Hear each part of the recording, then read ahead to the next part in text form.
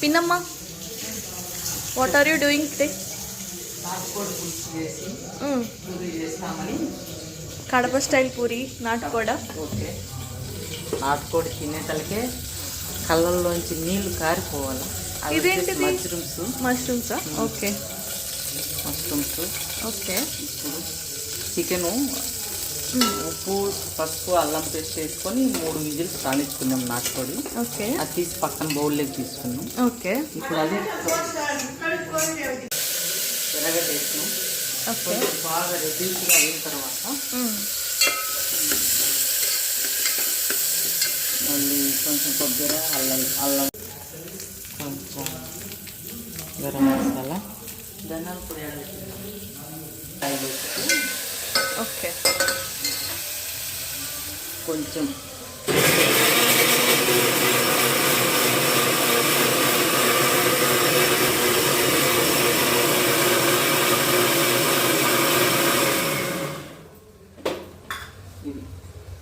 మసాలా, గరం మసాలా. ఇందులో ఏమేమి వేసారు? ధనియాల పొడి, గరం మసాలా, కొంచెం ఆచి మసాలా, చికెన్ మసాలా వేసి కొంచెం దీంట్లో వాటర్ ఉంటాయి కదా, ఇట్లా పువ్వు కలిగి ఉంటుంది, ఆయిల్ లాగా ఉంటుంది, అదే వేసేసి మనం కొంచెం మిక్సప్ చేసేస్తాము. Okay, nice.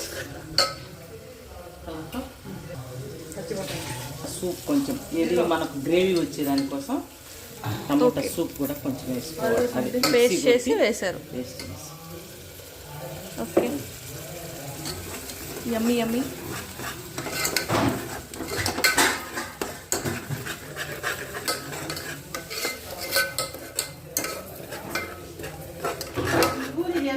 ఓకే, స్పూన్ మనం ఎంత కారం తినాలనుకుంటే అంత కారం. కోడికి మామూలుగా అయితే కొంచెం ఘాటుగానే పడాలా, సరిపడా వేసుకోవాలి. ఓకే.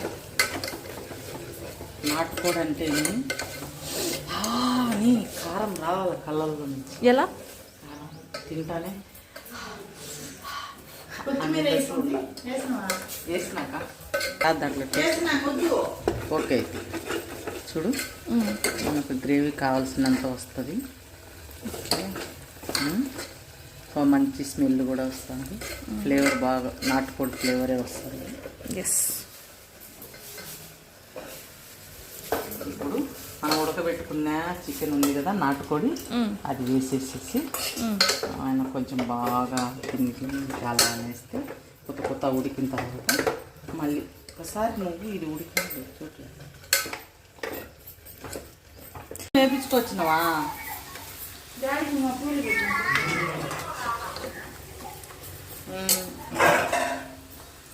మళ్ళీ ఏం చేస్తున్నావు? మళ్ళీ మష్రూమ్స్ కర్రీ చేస్తున్నాం. ఓకే. ఫస్ట్గా ఇందులో కొంచెం 3 స్పూన్లు ఆయిల్ వేసుకొని ఒక ఎర్రగడ్డ వేసి రెడ్డిష్ వచ్చేదాకా వేయించుకొని, తర్వాత 2 పచ్చిమిర్చి వేసేసి, తర్వాత టమాటా మిక్సీ కొట్టి ఆ మిక్సీలో పెట్టి జ్యూస్ వచ్చేసి టమాటా జ్యూస్ ఇప్పుడు వేసి అది కూడా కొంచెం బాగా గ్రేవీ ఇట్లా ఆయిల్లో మరిగేదాకా ఉంచుకొని, ఓకే, తర్వాత కొత్తిమీర, కరివేపాకు బాగా కడిగి కట్ చేసి పెట్టుకొని దాంట్లో అయితే అది కూడా కరివేపాకు, కొత్తిమీర వేయించుకొని కడిగి పెట్టుకొని సన్నగా కట్టుకుని వేసేసుకొని, ఓకే, కొంచెం అలా వేసేసుకొని బాగా అది కూడా కొంచెం ఉడికిన తర్వాత కొంచెం సాల్ట్ వేసుకొని వేసి సాల్ట్ లెక్క ఓకే, కొంచెం సాల్ట్ వేసుకున్నాము.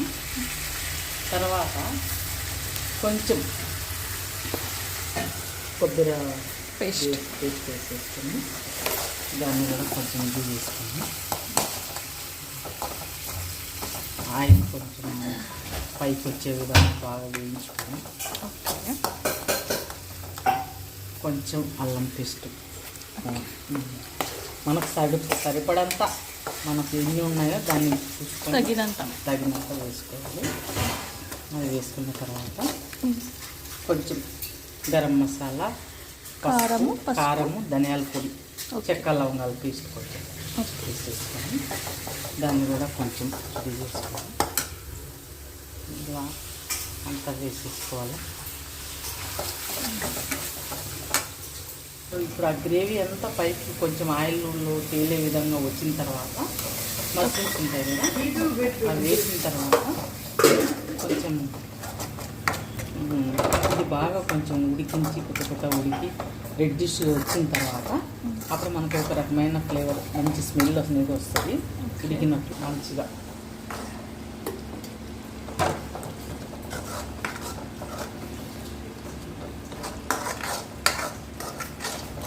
ముందుగా ఉడకబెట్టుకున్నాము కదా, ఇవి కొంచెం ఉప్పేసి వేడి నీళ్ళలో కడిగి పెట్టుకున్నాము. వాటిని కొంచెం వేసేసుకొని ముందు ఉడకబెట్టుకోవాలా? కొంచెం వేడి నీళ్ళు వేసి దాంట్లో ఏమన్నా ఉన్నా కొంచెం వచ్చేస్తాయి బయటికి. ఓకే, ఉడకబెట్టి పక్కన పెట్టుకోవాలి.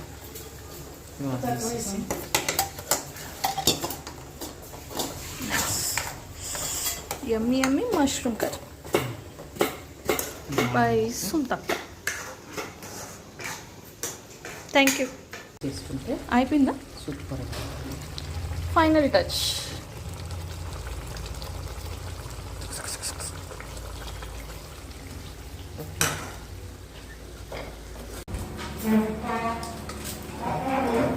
And oil.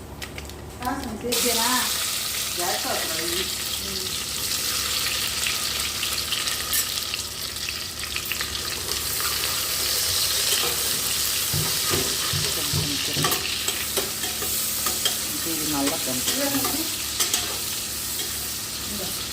అంటే వేసిన దాంట్లో కొంచెం మాడింది అయినా పర్వాలేదు, నెయ్యే కాబట్టి ఏం ప్రాబ్లం ఉండదు. మనం జాజికాయ కొంచెం యాలకలు కొంచెం రాతి పువ్వు వేసుకుంటే కొంచెం స్మెల్ బాగా వస్తుంది. This is for biryani. Okay, కొంచెం ఒక 4 పచ్చిమిర్చి తట్టుకొని ఒక గ్లాస్ బియ్యానికి 4 పచ్చిమిర్చి వేసి సరిపోతాయి.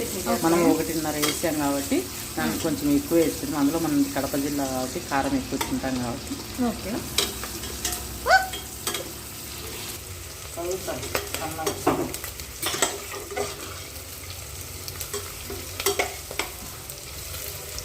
నెక్స్ట్ పుదీనా కొత్తిమీర కలిపి బాగా సన్నగా తరుపుకొని కడిగేసుకొని.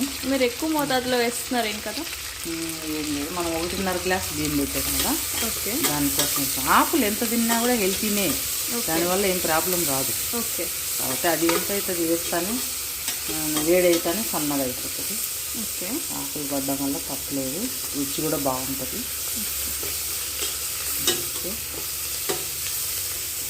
ఇది మిగిలింది కాబట్టి వేస్తానా. ఇది బాదం పప్పు పేస్టు, కొబ్బరి పేస్ట్ కాదు. ఓకే, బాదం పేస్ట్ వేసుకోవచ్చు, కాకపోతే కొంచెం జీడిపప్పు పేస్ట్. కాకపోతే అది నైట్కి ఒకవేళ అన్నం మిగిలింది అనుకోండి పనికిరాదనమాట. ఓకే, ఇప్పటికైతే కానీ అది వేసుకోవడం వల్ల చాలా టేస్టీగా ఉంటుంది, తినేదానికి కూడా బాగా రుచిగా అనిపిస్తుంది. ఓకే, అందులో అయితే మైనస్లు కూడా ఉన్నాయి. అప్పటికప్పటికైతే సూపర్ టేస్ట్ వస్తుంది. ఓకే, మనం మళ్ళీ నైట్ కొంచెం ఉండించుకున్నాము అనుకుంటే అది కొంచెం తేడా కూడా. అందుకోసమని మనం పెద్దగా దాన్ని వేసుకోము. దాంట్లో కొంచెం ధనియాల పొడి, చెక్క లవంగాలు, కొంచెం కారం పొడి వేసి ఇది చేసుకున్నాం. ఓకే, దానివల్ల మంచి స్మెల్ వస్తుంది. కొంచెం మాడకుండా కొంచెం వాటర్ ఇది చేస్తాం.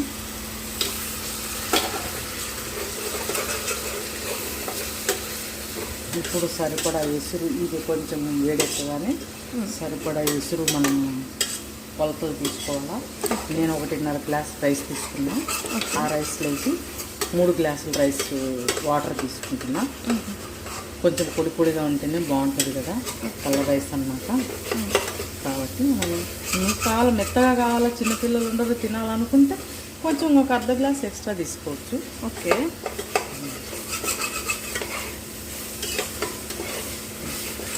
ఇంకా కలర్ నేనైతే కలర్ వేయలేదండి. మీరు కలర్ కావాలనుకుంటే కేసరి కలర్ కానీ ఇంకొక కలర్ కానీ ఫుడ్ కలర్ యాడ్ చేసుకోవచ్చు.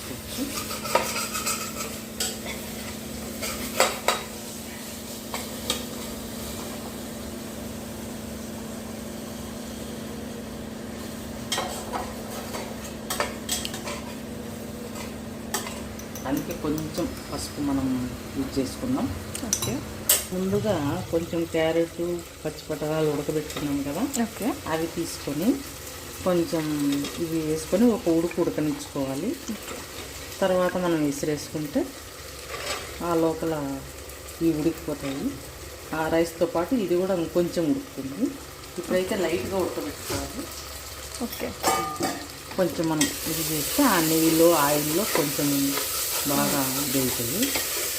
ఎక్కువ కలబెట్టకూడదు, కలబెట్టుకుంటే మళ్ళీ కర్రీలాగా అయిపోతుంది. ఓకే. ప్లేట్లు కాయలుగా ఉంటే బాగుంటుంది మనకి. ఓకే. ఇవి ఉంటాయి కదా, ఇసురు అంటాం దీన్ని. ఓకే. 3.5 గ్లాస్ మనం వాటర్ తీసుకొని కొలతతో మనం ఏ గ్లాస్తో అయితే రైస్ తీసుకున్నామో దాంతో 3.5 మన స్టవ్ పైన అయితే 3.5 వేసుకోవాలి, రైస్ కుక్కర్లో అయితే 3 వేసుకోవాలి.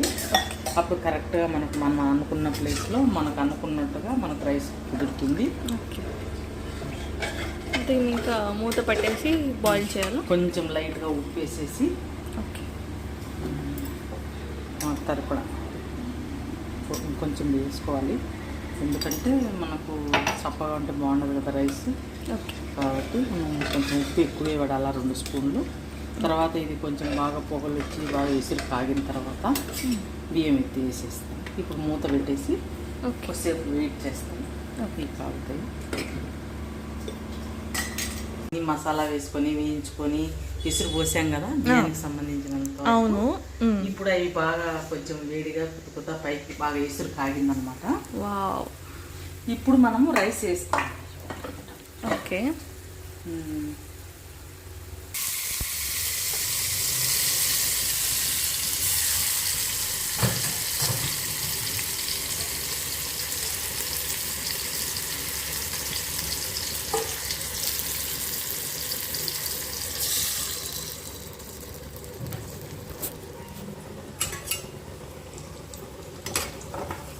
విసురు పుట్టుకుంటా మనం ఉడికింది కదా.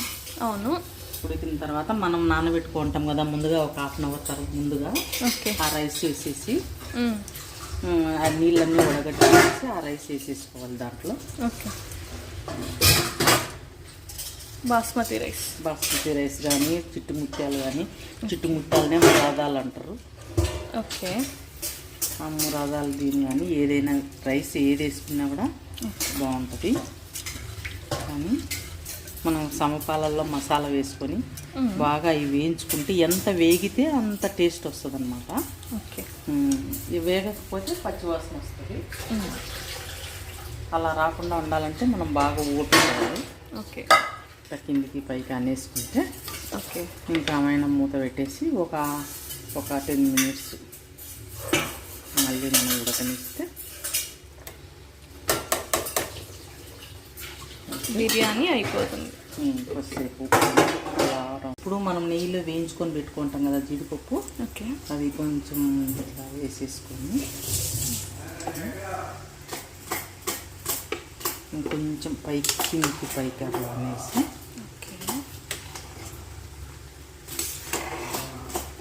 గంటి పెద్దగా పెట్టకూడదు, లైట్గా అట్లా ఇట్లా అనుకొని ఉన్న జీడిపప్పు అంతా వేసేసుకొని గార్నిష్ చేసుకొని మళ్ళీ ఇంకో కొద్దిసేపు ఆవటిచ్చిన తర్వాత ఓకే కొద్దిసేపు మనం సిమ్లో పెట్టేసి